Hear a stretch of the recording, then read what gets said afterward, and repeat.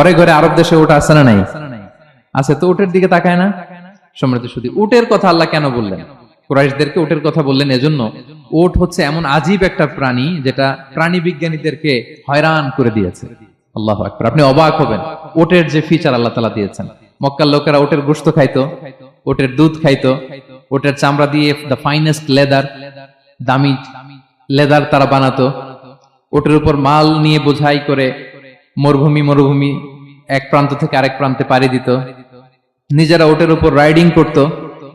এবং উট হচ্ছে এমন প্রাণী যেটা একসাথে 1 মাস না খেয়ে বেঁচে থাকতে পারে। 1 মাস পানিও খাওয়া লাগবে না, খাবারও খাওয়া লাগবে না। সুবহানাল্লাহ পড়বেন না? এট এ টাইমে একটা উট, প্রাপ্তবয়স্ক একটা উট একসাথে 200 লিটার পানি খেয়ে ফেলতে পারে।